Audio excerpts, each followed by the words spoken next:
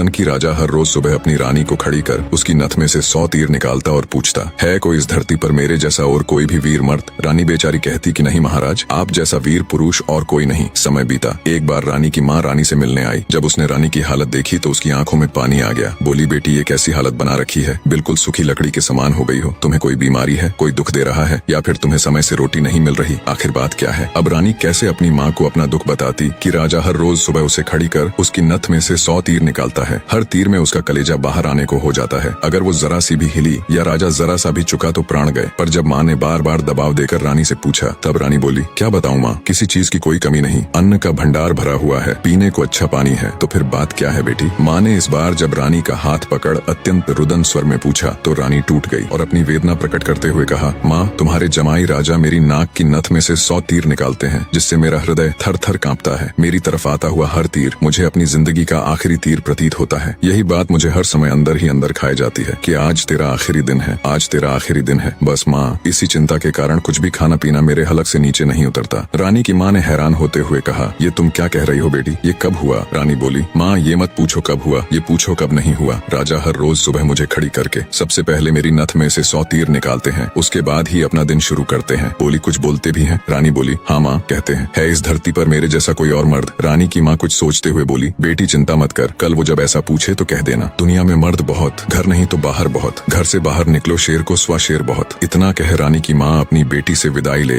अपने घर चली गई। अब रानी को इंतजार था तो बस अगली सुबह का। राजा ने सोती हुई रानी को हाथ पकड़कर उठाया और कहा, रानी आ जाओ, समय हो गया। रानी ने सोचा, हे भगवान, बस आज और बच जाऊं, फिर तो जो माँ कहकर गई थी वो बोल दूंगी। और उठकर बाग में जाकर आंख बंद करके अपनी नथ पकड़कर खड़ी हो गई। राजा ने रोज की तरह एक के बाद एक 100 तीर रानी की नथ में से निकाले। तीर निकाल राजा बोला, बोल रानी, है दुनिया में मेरे जैसा कोई और शूरवीर मर्द? रानी हिम्मत जुटा बोली, महाराज दुनिया में शूरवीर मर्द बहुत, घर नहीं तो बाहर बहुत, आप बाहर निकल के देखो, शेर को सवा शेर बहुत। राजा हैरान होते हुए बोला, ठीक है रानी, अगर यही बात है तो कुछ खाने का सामान दो, मैं जा रहा हूँ बाहर शूरवीर मर्द देखने, मैं भी तो देखूं है कोई मुझसे ज्यादा शूरवीर मर्द इस दुनिया में। थोड़ा बहुत खाने पीने का सामान ले राजा निकल पड़ा। चलते चलते एक कच्चे रास्ते पर हो लिया। थोड़ी दूर ही चला तो आगे दिखा एक आदमी रास्ते के किनारे पर लेटा ऊपर की तरफ एकटक देख रहा है। राजा को बड़ा कौतूहल हुआ। ऊपर की तरफ देखा तो उसे सिवाय सूर्य की तेज किरणों के कुछ दिखाई नहीं दिया। गया जिज्ञासावश उसके पास और पूछा, क्यों भाई, ऊपर क्या देख रहे हो? काणे आदमी ने कहा, इंद्र के अखाड़े में परियों का नाच हो रहा है, वो देख रहा हूँ। राजा ने एक बार फिर से ऊपर देखा पर उसे कुछ दिखाई न दिया तो उसका आश्चर्य बढ़ गया। काणे आदमी ने ऊपर की तरफ ध्यान लगाए लगाए राजा से पूछा, तुम कौन हो भाई और कहाँ जा रहे हो? राजा बोला, मैं मालवा का राजा उत्पल राज हूँ, मैं दुनिया में शूरवीर मर्द देखने जा रहा हूँ। काणे को बड़ा कौतुक हुआ। बोला, तो थोड़ी देर मेरी प्रतीक्षा करो भाई। नाचते नाचते एक परी की पाजेब टूट गई है, वो नीचे गिरने वाली है, बस उसको लेकर मैं भी तुम्हारे साथ शूरवीर मर्द देखने चलूंगा। कुछ ही देर में आकाश से छम की आवाज से एक पाजेब नीचे आ गिरी। काणे ने उसे उठाया और जेब में रख लिया और बोला, अब चलो भाई मर्द देखने। मर्द कैसे होते हैं मैं भी तो देखूं। राजा के आश्चर्य की कोई सीमा नहीं थी। उसका अहंकार तो यही नष्ट हो चुका था, उसकी हवाइयां उड़ चुकी थीं। सोचा कि तू तो रानी की नथ से तीर निकाल अपने आप को सबसे बड़ा मर्द समझता था, तेरे से ज्यादा तो ये काणा है। एक आंख से अंधा होते हुए भी इंद्र के अखाड़े में क्या हो रहा है देख लेता है। अब राजा और काणा आदमी दोनों एक साथ चल पड़े मर्द देखने।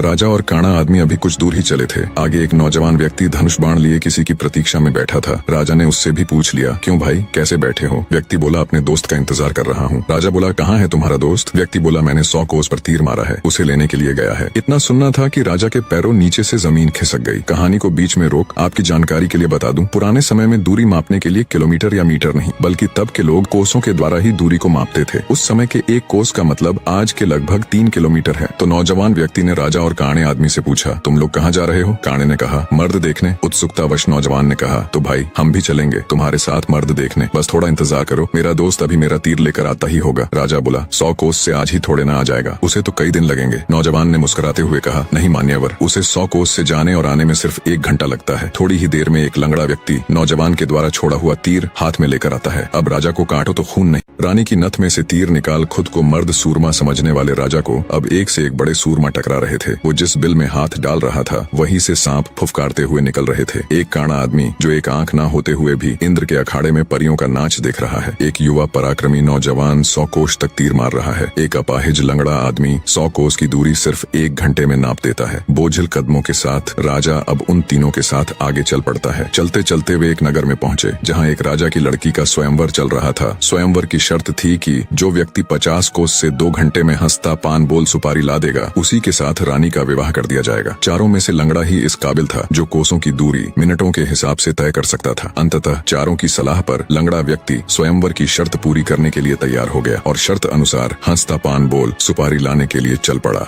रानी के स्वयंवर की शर्त अनुसार लंगड़ा व्यक्ति तेजी के साथ उस दिशा में बढ़ने लगा जहाँ हंसता पान बोल सुपारी का पेड़ था। अपनी दिव्य गति से थोड़े ही समय में वो उस पेड़ के पास जा पहुंचा। उसने सुपारी तोड़ी और अपनी जेब में डाल ली। सोचा अभी तो बहुत समय है, क्यों ना थोड़ी देर सुस्ता लिया जाए। ये सोचकर वो उस पेड़ के नीचे सुस्ताने के लिए लेट गया। ठंडी हवा के झोंकों से जल्दी ही उसकी आंख लग गई। उधर तीनों की समय बीतने के साथ साथ चिंता बढ़ रही थी। 2 घंटे पूरे होने को आए थे, बस थोड़ा समय ही बचा था। नौजवान तीरंदाज ने कहा, इतना समय तो उसे कभी नहीं लगता, जरूर कुछ बात है। काने आदमी ने कहा, रुको मैं देखता हूँ। जब काने ने देखा तो वो पेड़ के नीचे सो रहा था और पेड़ से एक खूंखार जहरीला सांप उसे काटने के लिए उसकी तरफ बढ़ रहा था। जब ये बात उसने साथियों को बताई कि वो तो सो रहा है और एक जहरीला सांप उसकी तरफ बढ़ रहा है, तब तीरंदाज नौजवान ने काने से कहा, तुम मेरे तीर का निशाना सांप के फन पर लगाओ। काने ने कहा, हाँ ये ठीक है, निशाना लगाकर मैं हुंकारा भरूं तब तुम तीर छोड़ देना। काने ने तीर को सांप के फन की दिशा में लगाकर जैसे ही हूं कहा, तीरंदाज ने तीर छोड़ दिया। तीर सीधा जाकर सांप के फन पर लगा और धड़ाक की आवाज के साथ सांप नीचे गिर गया। आवाज सुन लंगड़ा आदमी हड़बड़ाहट के साथ उठकर बैठ गया। देखा तो एक जहरीला सांप उसके पास मरा पड़ा है और उसके दोस्त का तीर सांप को लगा हुआ है। सारा माजरा समझते उसे देर न लगी। वो दिव्य गति से नगर की ओर दौड़ा। समय रहते वो हंसता पान बोल सुपारी लेकर राजमहल पहुंच गया। अब समस्या ये थी कि राजकुमारी पर असली हक किसका है। राजा अगर घर से मर्द देखने नहीं चलता तो ये सारा किस्सा ही शुरू नहीं होता। काना अगर अपनी दिव्य दृष्टि से देखकर लंगड़े व्यक्ति को सांप से नहीं बचाता तो राजकुमारी के स्वयंवर की शर्त कैसे पूरी होती। नौजवान तीरंदाज के पास 100 कोस तीर चलाने की क्षमता न होती तो भी उसके मित्र को सांप डस लेता और शर्त पूरी नहीं होती। लंगड़े व्यक्ति के पास दिव्य गति न होती तो भी राजकुमारी स्वयंवर की शर्त पूरी न होती।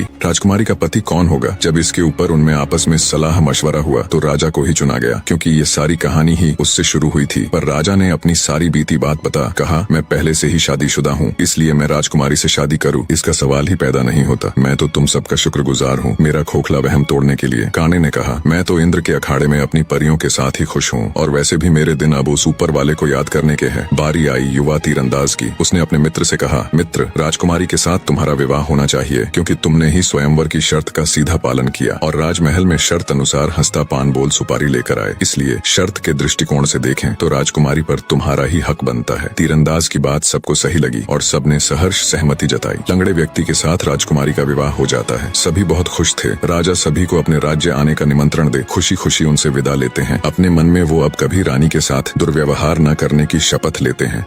निष्कर्ष, वास्तविक वीरता केवल बाहरी शक्तियों में नहीं बल्कि आंतरिक विनम्रता, संयम और दूसरों की महत्ता को समझने में होती है। राजा उत्पल राज्य ने स्वयं को सबसे बड़ा शूरवीर माना और अपने अहंकार में अंधा हो गया था। वह अपनी रानी पर अत्याचार कर अपनी वीरता का प्रदर्शन करता था, परंतु वास्तव में वह अपने भीतर की हीन भावना और असुरक्षा को छिपा रहा था। अपनी यात्रा के दौरान राजा की ऐसे व्यक्तियों से मुलाकात होती है जिनकी क्षमताएं उससे कहीं अधिक होती हैं। उस एक आंख वाले व्यक्ति का दिव्य दृष्टि से इंद्रलोक का नृत्य देख पाना, उस युवा तीरंदाज का 100 कोस दूर तक तीर मारना और अपाहिज व्यक्ति का अद्वितीय वेग से दूरी तय करना, ये सभी घटनाएं राजा को यह समझाती हैं कि यह संसार अप्रतिम और असीम क्षमताओं का भंडार है। हर व्यक्ति में कुछ न कुछ विशिष्टता होती है और किसी को भी स्वयं से निम्न समझना उसके प्रति अन्याय है। अंततः सच्ची महानता और शक्ति आत्मनिरीक्षण, अपने अहंकार को त्यागने और हर व्यक्ति को उसकी श्रेष्ठता के साथ स्वीकार करने में है। अहंकार नष्ट करने से व्यक्ति का हृदय प्रेम, आदर और करुणा से भर जाता है, जो कि आध्यात्मिक उन्नति का मार्ग है।